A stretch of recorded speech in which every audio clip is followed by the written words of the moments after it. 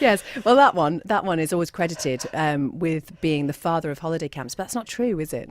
No, and I wanted to get the record straight. I thought I did some research before, and it was published, and it didn't get the record straight because there are about 7 books on Billy Butlin now, 7, and they all describe him as the father of Britain's first holiday camp. So, and it's more interesting than that. First of all, it goes back way before the 1930s and the Holidays with Pay Act, which is usually credited. It goes back to the Industrial Revolution in Liverpool. So, yes, it didn't feel very fair. And it also doesn't feel fair that the academics really haven't picked up on this. I mean, they do now recognise that it was the pioneer holiday camp, but they always accompany that with the word but. So it was a pioneer holiday camp, but there were no chalets. Well, excuse me, there were chalets. There were chalets at Housedrake, and I've seen a postcard from a camper at the turn of the 20th century who has pointed an arrow to his bungalow.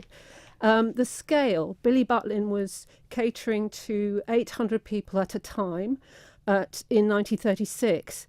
Well, 3 decades before, Joseph and Elizabeth Cunningham were catering to 2,500. So it's a little bit of indignation on my part. And as well as that, the Cunninghams set the model, the template for all the holiday camps that were to come. So, for example, talent competitions, the sports emphasis, the prizes, the badges, all of that, even the red coats, the tent men with the red coats, and he copied it exactly.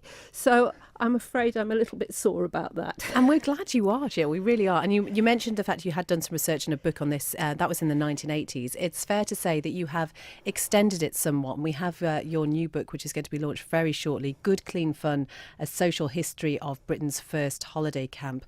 A beautiful hardback book. That was a very deliberate decision. Yes, absolutely. Well, it's first of all, it's much bigger. It's 3 times as big. It's got lots of pictures, thanks to some contributors. And yes, it's a different kettle of fish. And the difference is it's a social history. So instead of what I did before, which was just to tell the story of the Cunningham holiday camp, it now sets it in the context of the poverty in Liverpool and other things happening in Britain. So I think that's an improvement. Joseph Cunningham, at some point in the late 1889, 1890, started working for the Florence Institute. And one year, Elizabeth Cunningham, who had 2 tiny children, decided to take them on holiday. And she read this advert that said, Laxey was the most wonderful holiday resort. So she took her 2 little boys there. And it might have been at the time that Joseph was going off with a party to Great Orme's Head or something like that. But anyway, she found that it was a very suitable place for the camping holidays that her husband was doing. So she was in there right at the beginning, and she suggested it to Joseph, and that's where the camp of 1892 was held. And in fact, there's a whole account in the book of that first trip, and it's in Joseph Cunningham's own words.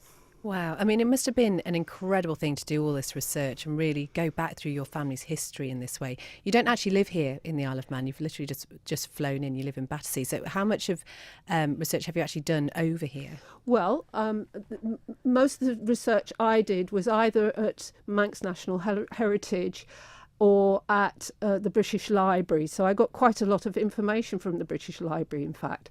But there are other people who are interested in the development of Cunningham's holiday camp, and they've been busy looking too. I mean, I'm thinking Mike Kelly, who is a long-term Cunningham fan, and Peter Kelly, who you might know from Kelly's Eye.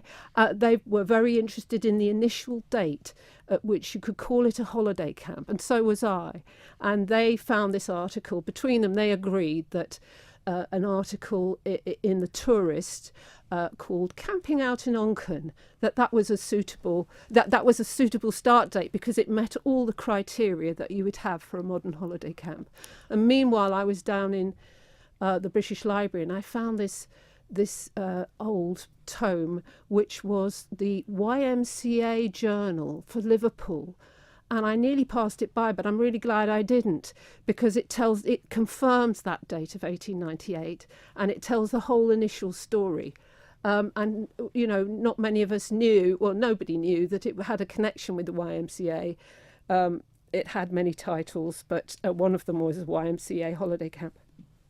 So whereabout then did the campers as such come from? Was it just sort of the British Isles, and sort of how far flung were the visitors? Well, we've got one from India. I don't know if it's on there. No, I haven't got the quote. Yes, India. I should esteem it a favour if you would reserve for myself and friend 2 weeks' accommodation in that delectable home of bohemianism. In just a few minutes, we are going to reveal the winner of the book, which would make a wonderful Christmas present for anybody who loves the Isle of Man. Absolutely. Let's big it up here. Where can people get hold of the book, though? Well, there are some outlets in the Isle of Man, and if they sell out, which I'm hoping they will, they can get it from Amazon Marketplace. There's the Bridge Bookshop, mostly Manx. I think Lexicon's taking some, Waterstones, and there should be some in the Manx Museum, but that won't be for a while. They've got to get over here first. But also Amazon. I should say, huge congratulations, because this is completely self-published. And you know, we had a little sort of insight into what that means before we came on air, because you were saying you have to go and collect all of these books, put them in your car and drive them over here, don't you? Yes. So, yes, it's quite a handful, because it's just not like you're an actor on a stage. You have to produce it, direct it, and do the music for it. It's like that. You have all-round difficulties, like, for example, what paper are you going to use? What weight is the book? Where can you get it printed cheaply? All of that stuff. Jill Drower, thank you so much for popping in this afternoon. It's been an absolutely fascinating insight into our social history and just why the Isle of Man was so important in forming this holiday. The first. Isle of Man was absolutely. the first. Well, that's what we